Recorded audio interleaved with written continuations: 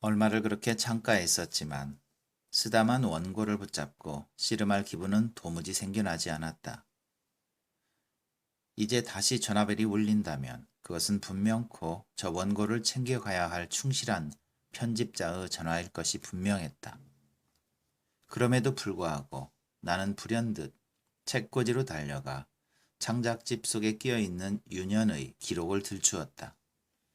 그 소설은 낮잠에서 깨어나 등교 시간인 줄 알고 신발을 거꾸로 꿰어 신은 채 달려가는 이야기로부터 시작되고 있었다.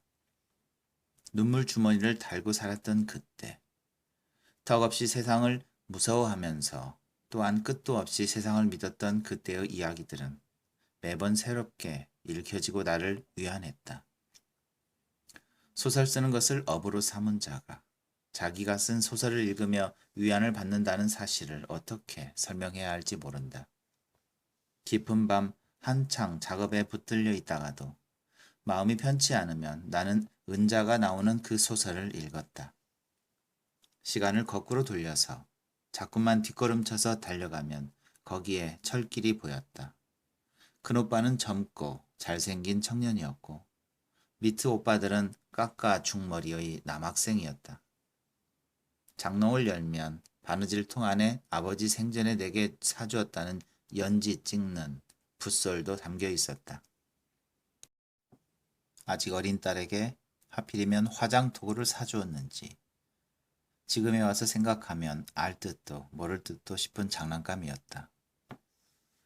내 큰오빠가 아니었으면 다 굶어 죽었을 거요. 어머니는 종종 이런 말로 그나들의 노고를 회상하곤 했지만 그 말은 사실이었다. 떠도는 구름처럼 세상 저편의 일만 기웃거리며 살던 아버지는 찌든 가난과 빚과 7이나 되는 자식을 남겨놓고 갑자기 세상을 떠났었다. 가장 심하게 난리 피해를 당했던 당신의 고향 마을에서도 몇 안 되는 생존자로 난리를 피한 아버지였다. 포리 집단 사이에서 뒤뜰의 고구마 움에서 숨어 살며 지켜온 목숨이었는데 도시로 나와 아버지는 곧 이승을 떠나버렸다. 목숨을 어떻게 마음대로 하랴마는 어머니에게 있어 그것은 결코 용서 못할 배반이었다. 나는 그래도 연지 붓소리나 받아 보았다지만 내 밑의 여동생은 도를 갓 넘기고서 아버지를 잃었다. 아버지 살았을 때부터 야간 대학을 다니면서 생계를 돕던 큰오빠는 어머니와 함께 안간힘을 쓰며 동생들을 거두었다. 아침이면 우리들은 차마 입을 뗄 수 없어 수도 없이 망설이다가 큰오빠에게 손을 내밀었다. 회비, 참고서값, 성금, 체육복값 등등 내야 할 돈은 한없이 많았는데 돈을 줄 사람은 하나밖에 없었다. 밑으로 딸린 두 여동생에겐 관대하기만 했던 큰오빠의 마음을 이용해서 오빠들은 곧잘 내게 돈 타오는 일을 떠맡기곤 했었다. 밑으로 거푸 물려줘야 할 책임이 있는 셋째 오빠의 푸대자루 같은 교복이 위티형 것을 물려받아서 발목이 드러나는 교복 바지의 넷째 오빠가 한 번도 새 옷을 입은 적이 없다고 불만인 다섯째 오빠의 울퉁불퉁한 머리통이 골목길에 모여서서 나를 기다렸다. 나는 오빠들이 일러준 대로 기성회비, 급식값, 재료비 따위를 큰오빠 앞에서 줄줄 외우고 있는 중이었다. 공장에서 돈을 찍어내도 모자라겠다. 그러면서 큰오빠는 지갑을 열었다.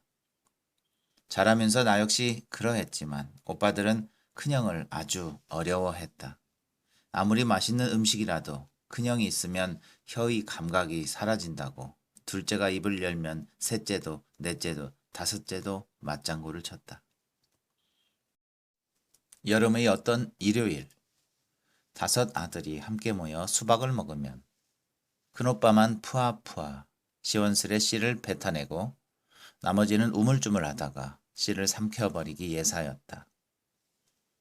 두레박으로 물을 길어 올려 등력이라도 하게 되면 큰오빠 등어리는 어머니만이 빌 수 있었다.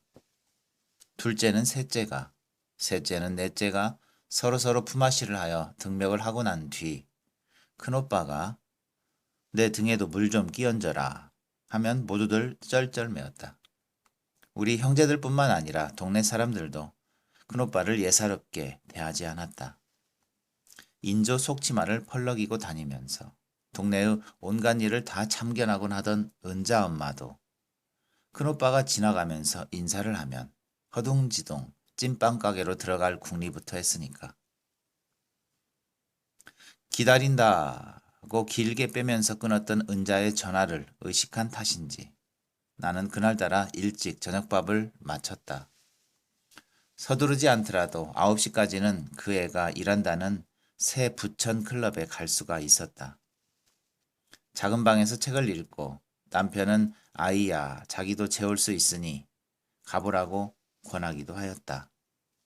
소설의 주인공이 부천의 한 클럽에서 노래를 부르고 있다는 사실에 대해 그 역시 은자에게 흥미가 많은 사람이었다. 시간은 자꾸 흘러가고 있었다.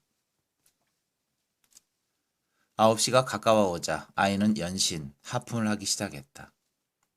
재울 것도 없이 고단한 딸 애는 금방 쓰러져 꿈나라로 갈 것이었다. 집 앞 큰 길에는 귀가하는 이들이 타고 온 택시가 심심치 않게 빈 차로 나가곤 하였다. 일어서서 집을 나가 택시만 타면 되었다. 택시 기사에게 시내로 갑시다 라고 이르기만 하면 되었다. 그런데도 얼른 몸을 일으킬 수가 없었다.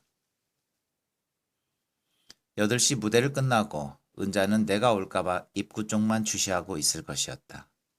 9시를 알리는 시보가 울리고 텔레비전에서 저녁 뉴스가 시작될 때까지도 나는 그대로 있었다. 아이는 마침내 잠이 들었고 남편은 낚시 잡지를 뒤적이면서 월척한 자의 한박 웃음을 부러운 듯이 들여다보고 있었다. 몇 가지 낚시 도구를 사들이고 낚시에 관한 정보를 놓치지 않으려고 귀를 모으면서 매번 지켜지지 않을 낚시 계획을 세우는 그는 단 한 번의 배낚시 경험밖에 없는 사람이었다. 단 한 번의 경험은 그를 사로잡기에 충분하였다. 어느 주말 호련히 떠나가 낚싯대를 들이우게 되기까지는 그 자신 풀어야 할 매듭이 많은 사람이었다. 어떤 때 그는 마치 낚시꾼이 되기 직전의 그 경이로움만을 탐하는 것처럼 보이기도 하였다. 봉우리를 향하여 첫 발을 떼는 자들이 을에 그렇듯 그는 세상살이의 고단함에 빠질 때마다 낚시터의 꾼들 속에 자기를 넣어두고 싶어 하였다. 나는 그가 뒤적이는 낚시 잡지의 원색 화보를 곁눈질하면서 미구에 그가 낚아올릴 물고기를 상상해 보았다. 상상 속에서 물고기는 비늘을 번뜩이며 파닥거리고 시계는 은자의 2번째 출연 시간을 가리키며 째깍거리고 있었다.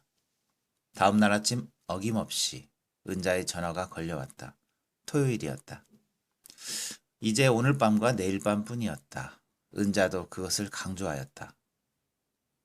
설마 안 올 작정은 아니겠지? 고향 친구 한번 만나보려니까 되게 힘드네. 야, 작가 선생이 밤무대 가수 신세인 얘 친구 만나려니까 체면이 안 서대? 그러지 마라. 내 보기엔 한심할지 몰라도 오늘의 미나박이 되기까지 참 숱하게도 넘어지고 또 넘어지고 했으니까. 그렇게 말할 만도 하였다. 고상한 말만 골라서 신문에 내고 이렇게 해야 할 것 아니냐. 저렇게 하면 곤란하다. 라고 말하는 게 능사인 작가에게 밤무대 가수 친구가 웬 말이냐고 볼멘 소리를 해볼 만도 하였다.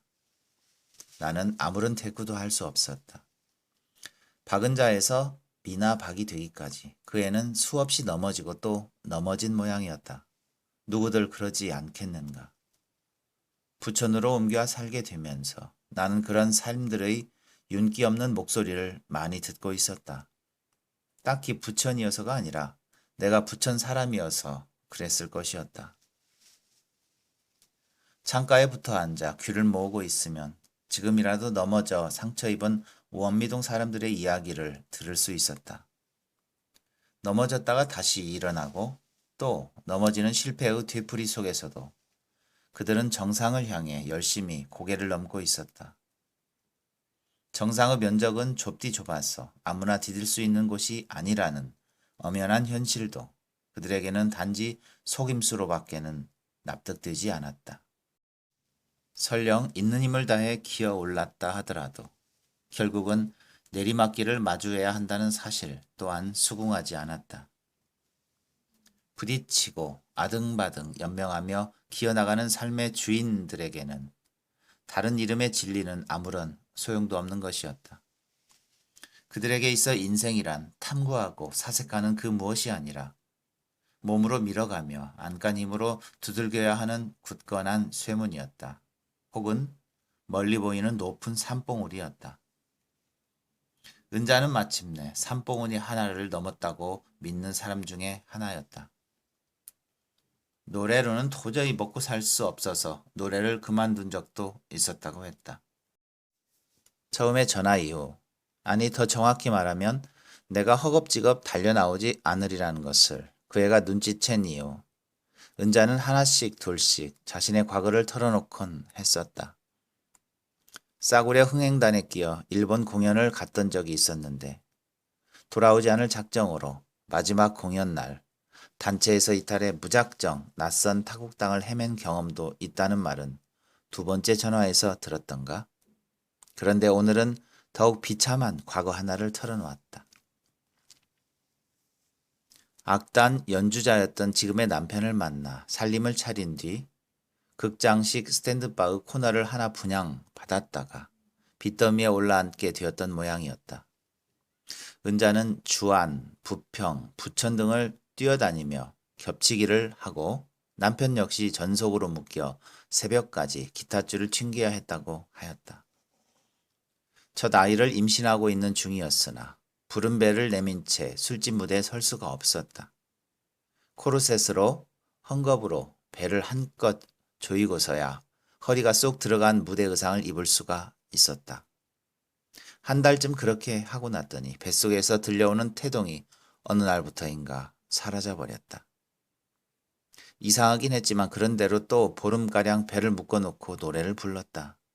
그러고 나서야 병원에 갔다가 아이가 이미 오래전에 숨졌다는 사실을 알게 되었다면서 은자는 이렇게 말하였다. 유명하신 작가한테는 소설 같은 이야기로밖에 안 들리겠지? 아무리 슬픈 소설을 읽어봐도 내가 살아온 만큼 기막힌 이야기는 없더라. 안 그러면 무슨 소용인지 도통 못 알아먹을 소설뿐이고. 너도 읽으면 잠만 오는 소설을 쓰는 작가야? 하긴 내 소설은 아직 못 읽어봤지만 말이야. 인제 읽어야지. 근데 너 돈 좀 벌었니? 은자가 내 소설들을 읽지 않았다는 것은 참으로 다행한 일이었다. 바로 어젯밤에도 나는 읽으면 잠만 오는 소설을 쓰느라 밤새 진을 빼고 있었는지도 모를 일이었다. 그래놓고도 대단한 일을 한 사람처럼 이 아침 나는 잠잘 궁리만 하고 있는 중이었다. 그런데 은자 또한 이제부터 몇 시간 더 자야 한다고 말하는 것이었다. 귀가 시간은 언제나 새벽이 다 되어서라고 했다. 그 애나 나나 밤일을 한다는 하나의 공통점이 있다는 사실을 떠올리며 나는 씁쓸해하게 웃어버렸다. 은자는 졸음이 묻어있는 목소리로 다시 오늘 저녁을 약속했다. 주말의 무대는 평일과 달라서 8시부터 계속 대기 중이어야 한다고 했다. 합창 순서도 있고 백코러스로 뛸 때도 있다면서 토요일 밤의 손님들은 출렁이는 무대를 좋아하므로 주정일관 변화무쌍하게 출연진을 교체시키는 법이라고 일러주었다. 무대에 올라도 잠깐이야. 자정까진 거기 있으니까 아무 때나 와도 좋아. 오늘하고 내일까지는 그 집에 마지막 서비스를 하는 거지 뭐. 내 노래 안 듣고 싶어? 옛날엔 내 노래 잘 들어줬잖니? 그리고 말이야, 입구에서 미나박 찾아왔다고 말하면 잘 모실 테니까 괜히 새침 떠느라고 망설이지 마라. 물론 가겠노라고. 어제는 정말 짬이 나지 않았노라고 자신있게 입막음을 하지도 못한 채 나는 어영부영 전화를 끊었다. 처음 그 애가 혹시 은자라고 철길 옆에 살던 하면서 전화를 걸어왔을 때의 무작정한 반가움은 웬일인지 그 이후 알 수 없는 망설임으로 바뀌어져 있었다.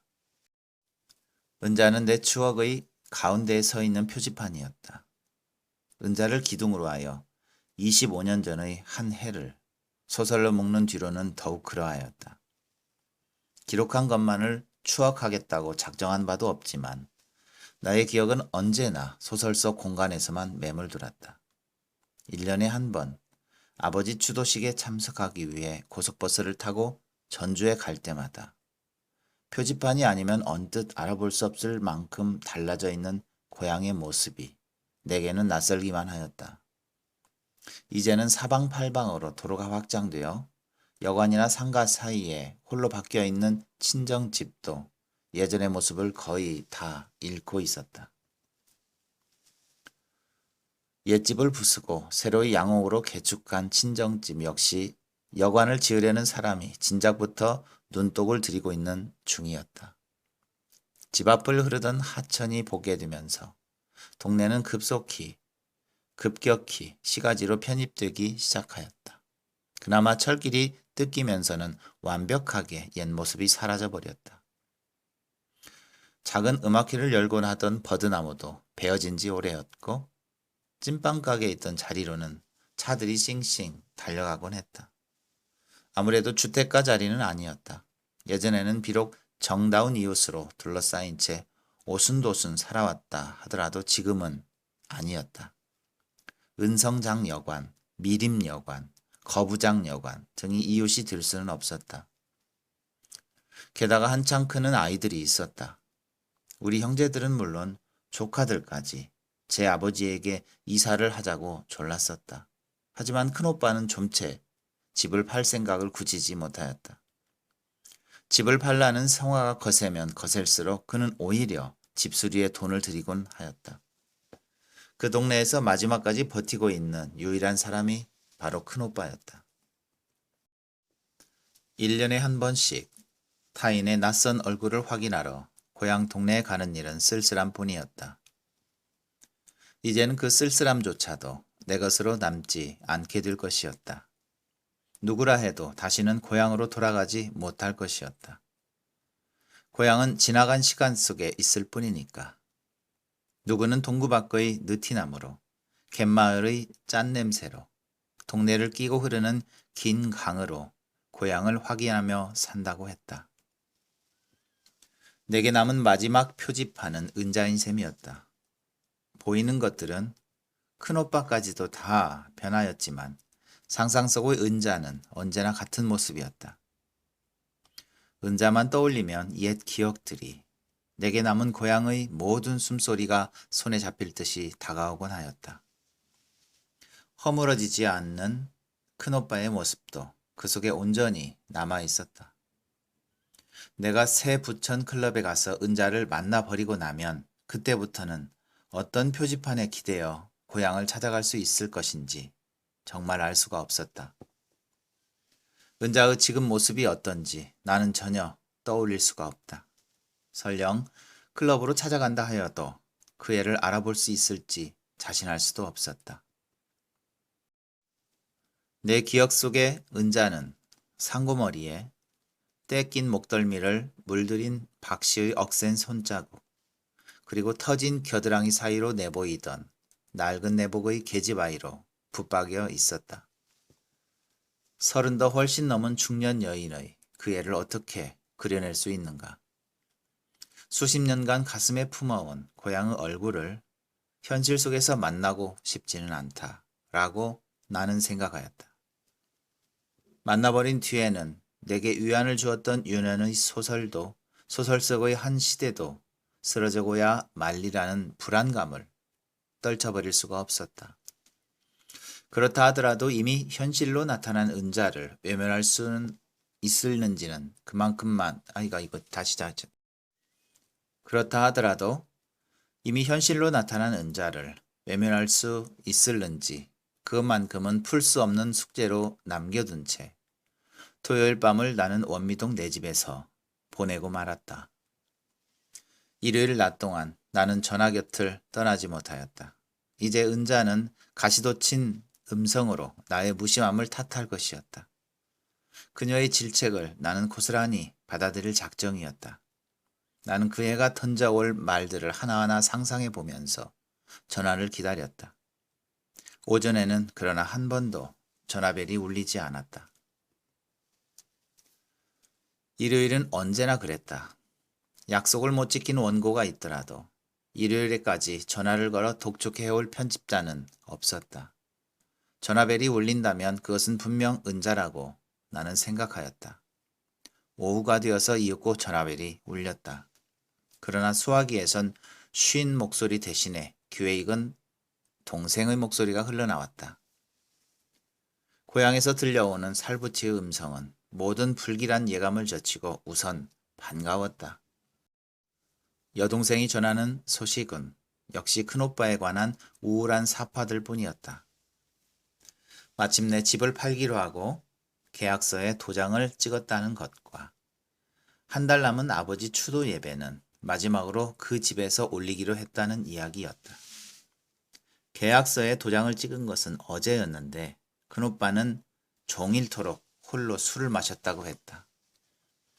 집을 팔기 원했으나 지금은 큰오빠의 마음이 정처 없을 때라서 식구들 모두 조마조마한 심정이라고 동생은 말하였다. 집을 팔았다고는 하지만 훨씬 좋은 집으로 옮길 수 있는 힘이 큰오빠에게 있으므로 걱정할 일은 아니었다. 하지만 큰오빠는 어제 종일토록 홀로 술을 마셨다고 했다. 나도 그리고 동생도 걱정하지 않을 수 없을 만큼. 이번 추도 예배는 한 사람이라도 빠지면 안 되겠어. 내가 오빠들한테도 모두 전화할 거야. 그렇지 않아도 큰오빠 요새 너무 약해졌어. 여관숲이 되지만 않았어도 그 집 안 팔았을 텐데. 독한 소주를 얼마나 마셨는지 오늘 아침엔 일어나지도 못했대. 좋은 술 다 놔두고 왜 하필 소주야? 정말 모르겠어. 전화나 한번 해봐. 그리고 추도식 때 꼭 내려와야 해. 너무들 무심하게 사는 것 같아. 1년 가야 한 번이나 만날까? 큰오빠도 그게 섭섭한 모양이야. 그 집에서 동생들을 거두었고 또한 자식들을 길러냈던 큰오빠였다. 그 생애 중 가장 중요했던 부분이 거기에 스며 있었다. 큰오빠는 신화를 창조하며 6 동생을 가르쳤던 큰오빠는 이미 한 시대의 의미를 잃은 사람이 되고 말았다. 25년 전에는 젊고 잘생긴 청년이었던 그가 벌써 50살의 나이로 늙어가고 있었다. 25년을 지내오면서 우리 형제들 중 한 사람은 땅 위에서 사라졌다. 목숨을 버린 일로 큰오빠를 배신했던 셋째 말고는 모두들 큰오빠의 신화를 꾸미며 살고 있었다. 여태도 큰형을 그리워하는 둘째 오빠는 큰오빠의 사업을 돕는 오른팔의 역할을 묵묵히 수행하면서 한편으로는 화해의 일과견을 이루고 있었다. 내과 전문의로 개업하고 있는 넷째 오빠도 행정고시에 합격하여 고급 공무원이 된 공부벌레 5째 오빠도 큰오빠의 신화를 저버리지 않았다. 고향의 어머니와 큰오빠가 보기에는 거짓말을 능수능란하게 지어낼 뿐인 책만 끼고 살더니 가끔 글줄이나 짓는가 보다는 나 또한 궤도 이탈자는 결코 아닌 셈이다. 아버지가 세상을 뜨던 해에 고작 1살이었던 내 여동생은 벌써 2아이의 엄마가 되어 음악선생으로 일하고 있는 중이었다. 그러나 정작 큰오빠 스스로가 자신이 그려놓은 신화에 발이 묶이고 말았다. 공장에서 돈을 찍어내서라도 동생들을 책임져야 했던 시절에는 우리들이 그의 목표였다. 새로운 사업을 시작할 때마다 실패할 수 없도록 이를 악물게 했던 힘은 그가 거느린 대가족의 생계였었다. 하지만 지금은 동생들이 모두 자립을 하였다. 돈도 벌을 만큼 벌었다. 한때 그가 그렇게 했듯이 동생들 또한 젊고 탱탱한 활력으로 사회 속에서 뛰어가고 있었다. 저들이 2발로 달릴 수 있게 된 것은 누구 때문인가? 라고는 묻고 싶지 않지만 노쇠해 가는 삶의 깊은 구멍은 큰오빠를 무너지게 하였다. 몇 년 전의 대수술로 겨우 목숨을 건진 이후부터는 눈에 띄게 큰오빠의 삶이 흔들거렸었다.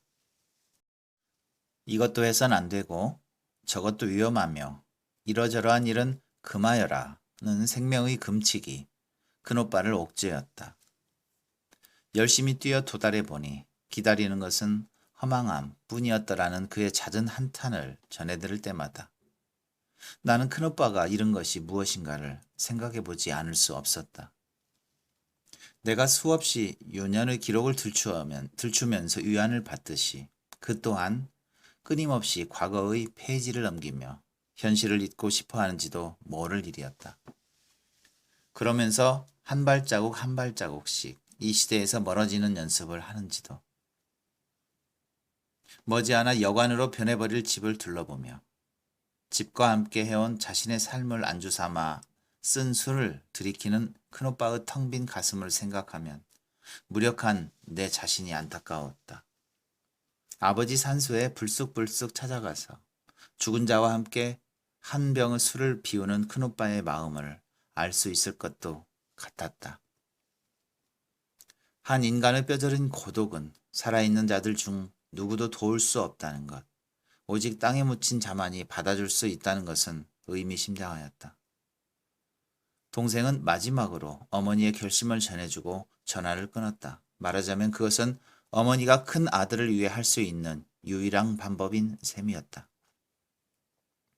오늘 아침부터 엄마 금식기도 시작했어. 큰오빠가 교회에 나갈 때까지 아침 금식하고 기도하신대. 몇 달이 걸릴지 몇 년이 걸릴지 노인네 고집이니 어련하겠수? 교회만 다니게 된다면 그리하여 주님을 맞아들이기만 한다면 당신이 견뎌온 것처럼 큰오빠 또한 허망한 세상에 상처받지 않으리라 믿는 어머니였다. 어쨌거나 간에 나로서는 어머니의 금식 기도가 가까운 시일 안에 끝나지길 비는 수밖에 다른 도리가 없었다. 동생의 전화를 받고 난 다음 나는 달력을 넘겨서 추도식 날짜에 붉은 동그라미를 2개 둘러놓았다. 오후가 겨웁도록 은자에게서는 아무런 연락도 없었다. 지난밤에도 나타나지 않은 옛 친구를 더 이상은 아른 채 않겠다고 다짐한 것은 아닌지 슬그머니 걱정이 되기도 하였다. 오늘 밤의 마지막 기회까지 놓쳐버리면 영영 그의 노래를 듣지 못하리라는 생각도 나를 초조하게 하였다. 그 애가 나를 애타게 부르는 것에 답하는 마음으로라도 노래만 듣고 돌아올 수는 없을까 궁리를 하기도 했다. 진달래가 흐드러지게 피었더라고. 연초록 잎사귀들이 얼마나 보기 좋은지 가만히 있어도 연초록물이 들 것 같더라고. 남편은 원미산을 다녀와서 한껏 봄 소식을 전하는 중이었다. 원미동 어디에서나 쳐다볼 수 있는 길다란 능선들 모두가 원미산이었다. 창으로 내다보아도 얼룩진 붉은 꽃무덩이가 금방 눈에 띄었다. 진달래꽃을 보기 위해서는 꼭 산에까지 가야만 된다는 법은 없었다. 나는 딸의 몫으로 사준 망원경을 꺼내어 초점을 맞추었다. 원미산은 금방 저만큼 앞으로 걸어와 있었다. 진달래는 망원경 렌즈 속에 흐드러지게 피어났고 새순들이 돋아난 산자락은 푸른 융단처럼 부드러웠다. 그 다음에 그가 길어온 약수를 한 컵 마시면 원미산에 들어갔다 나온 자나 집에서 망원경으로 원미산을 살핀 자나 다를 게 없었다. 망원경으로 원미산을 보듯 먼 곳에서 은자의 노래만 듣고 돌아온다면 마침내 나는 일요일 밤에 펼쳐질 미나 박의 마지막 무대를 놓치지 않겠다고 작정하였다. 검은 상처의 브루스를 다시 듣게 된다면 더 이상 바랄 게 없겠지만 미나 박의 레퍼토리가 어떤 건지는 짐작할 수 없었다. 미루어 추측하건대 그런 무대에서는 흘러간 가요가 아니겠느냐는 게 짐작의 전부였다. 그렇다 하더라도 내 귀가 괴로울 까닭은 없었다. 나는 이미 그런 노래들을 좋아하고 있었다. 얼마 전 택시에서 흘러나오는 끝도 없이 이어지는 트로트 가요의 메들리가 그렇게 듣기 좋을 수가 없었다. 부천역에서 월미동까지 오는 동안만 듣고 말기에는 너무 아쉬웠다. 그래서 나는 택시 기사에게 노래 테이프의 제목까지 물어두었다. 아직까지 그 테이프를 구하지는 못했지만 구성지게 흘러나오는 옛 가요들이 어째서 술자석마다 빠지지 않고 앙코로 되는지 이제는 확실하게 이해할 수 있었다. 새 부천 나이트클럽은 의외로 2층에 있었다. 막연히 지하의 음습한 어둠을 상상하고 있었던 나는 입구의 화려하고 밝은 조명이 낯설고 개면쩍었다. 밖에서 들려오는 요란한 밴드 소리, 정확히 가려낼 수는 없지만 수많은 사람들이 어우러져 내는 소음들 때문에 나는 불현듯 내 집으로 돌아가고 싶어졌다. 이런 줄도 모르고 아까 집 앞에서 지물포 주씨에게 좋은 데 간다고 대답했던 게 우스웠다. 가게 밖에 지내려 놓은 벽지들을 안으로 들이던 주씨가 늦은 시각의 외출이 놀랍다는 얼굴로 물어보았다. 어디 가십니까? 봄철 장사가 꽤 재미있는 모양. 요샌 얼굴 보기 힘든 주씨였다. 한겨울만 빼고는 언제까지 무릎까지 닿는 반바지 차림인 주씨의 이마에 땀이 번들거리고 있었다. 가죽문을 밀치고 나오는 취객들의 이마에도 땀이 번들거리는 것을 나는 보았다. 계단을 내려가는 취객들의 어지러운 발자국 소리를 세고 있다가 나는 조심스럽게 가죽문을 밀고 안으로 들어섰다. 기대했던 대로 홀 안은 한껏 어두웠다. 살그머니 들어온 탓인지 치웅이 도도한 홀 안의 사람들 가운데 나를 주목한 이는 한 사람도 없었다. 구석에 몸을 숨기고 서서 나는 무대를 쳐다보는 중이었다. 이제 막 여가수 한 사람이 스포트라이트를 받으며 등장하는 중이었다. 은자의 순서는 끝난 것인지 지금 등장한 여가수가 바로 은자인지 나로서는 전혀 알 도리가 없었다. 내가 서 있는 자리에서 무대까지는 꽤 먼 거리였고 색색의 조명은 여가수 윤곽을 어지럽게 만들어 놓기만 하였다. 짙은 화장과 늘어뜨린 머리는 여가수 나이조차 어림할 수 없게 하였다. 25년 전의 은자 얼굴이 어땠는가를 생각해보려 애썼지만 내 머릿속은 깜깜하기만 하였다. 노래를 들으면 혹시 알아차릴 수도 있을 것 같아 나는 긴장 속에서 여가수 입을 지켜보았다. 서서히 음악이 흘러나오기 시작하였다. 악단의 반주는 암울하였으며 느리고 장중하였다. 이제까지의 들떠있던 무대 분위기는 일시에 사라지고 오직 무거운 빛깔의 음악만이 좌중을 사로잡았다. 그리고 탁 트인 음성의 노래가 여가수 붉은 입술에서 흘러나오기 시작하였다. 저 산은 내게 우지 마라 하고 발 아래 젖은 계곡 첩첩 산중. 가수의 깊고 그윽한 노랫소리가 홀의 구석구석으로 스며들면서 대신 악단의 반주는 점차 희미해져 갔다. 나는 자신도 모르게 한 걸음 앞으로 나가서 노래를 맞아들이고 있었다. 무언지 모를 아득한 느낌이 내 등허리를 훑어내리고 팔뚝으로 번개처럼 소름이 돋아났다. 나는 오싹 몸을 떨면서 또 한 걸음 앞으로 나갔다. 가수는 호흡을 한껏 조절하면서 눈을 감은 채 노래를 이어가고 있었다. 저 산은 내게 잊어버리라 하고 내 가슴을 쓸어내리네. 가수의 목소리는 그 각오도 깊었다. 거기까지 듣고 나서야 나는 비로소 저 노래를 예전부터 알고 있었다는데 생각이 미쳤다. 분명 몇 번 들은 적이 있었다. 그랬음에도 전혀 처음 듣는 것처럼 나는 노래에 빠져 있었다. 아니, 노래가 나를 몰아대었다. 다른 생각을 할 틈도 없이 노래는 급류처럼 거세게 흘러 들이닥쳤다. 아, 그러나 한 줄기 바람처럼 살다 가고파. 이 산 저 산 눈물, 구름 몰고 다니는 떠도는 바람처럼. 여가수의 목에 힘줄이 도드라지고 반주 또한 한껏 거세어졌다. 나는 훅 숨을 들이마셨다. 어느 한순간 노래 속에서 큰오빠의 쓸쓸한 등이, 그의 지친 뒷모습이 내게로 다가왔다. 그 모습을 보지 않으려고 나는 눈을 감았다. 눈을 감으니까 속눈썹에 매달려 있던 한 방울의 눈물이 볼을 타고 흘러내렸다.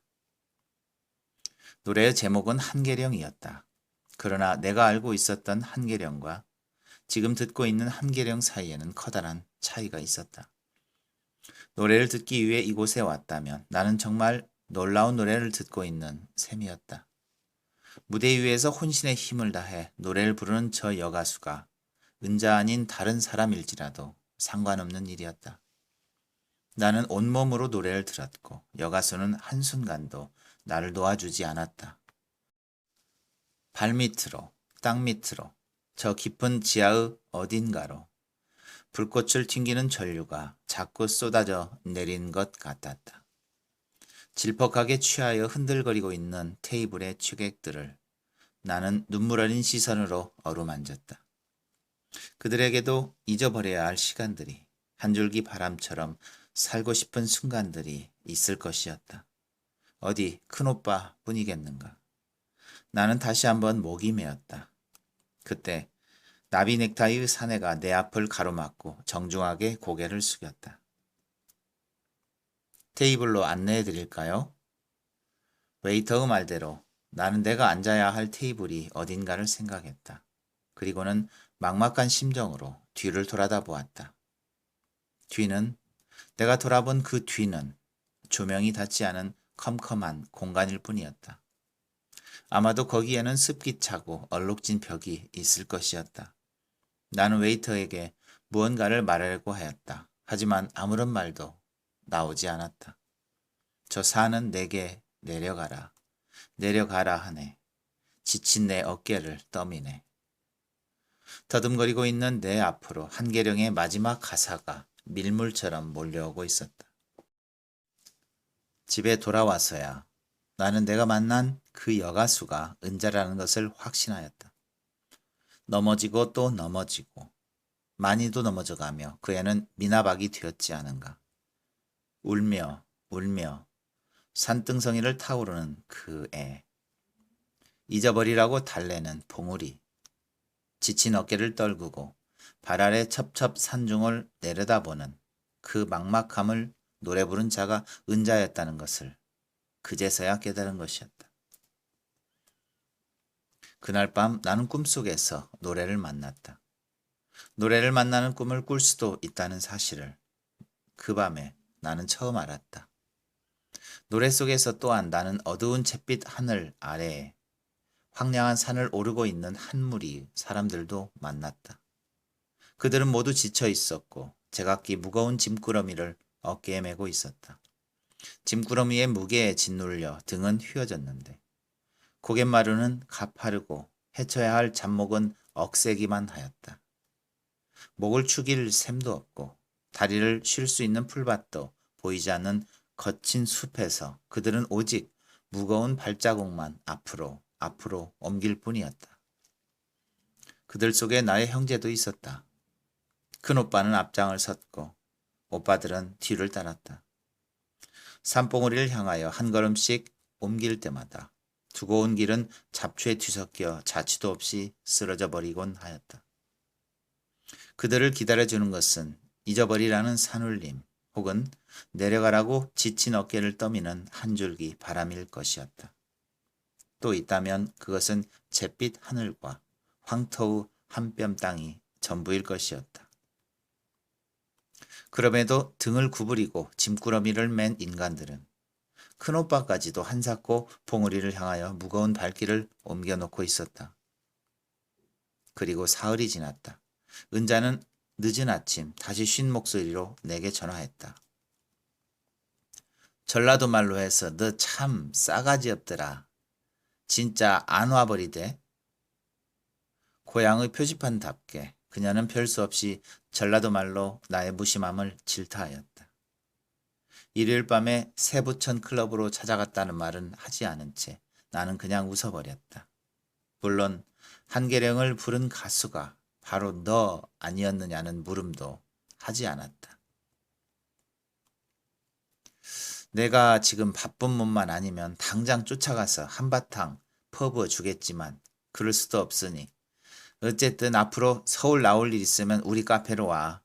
신사동 로타리 바로 앞이니까 찾기도 쉬워. 일주일 후에 오픈할 거야. 이름도 정했어. 작가 선생 마음에 들지는 모르겠다. 좋은 나라라고 지었는데 내가 못마땅해도 할 수 없어. 벌써 간판까지 달았는 걸 뭐. 좋은 나라로 찾아와. 잊지 마라, 좋은 나라. 은자는 거듭거듭 다짐하며 전화를 끊었다. 그녀가 카페 이름을 좋은 나라로 지은 것에 대해 나는 조금도 못마땅하지 않았다. 얼마나 좋은 이름인가. 다만 내가 그 좋은 나라를 찾아갈 수 있을는지, 아니 좋은 나라 속에 들어가 만날 수 있게 될는지 그것이 불확실할 뿐이었다.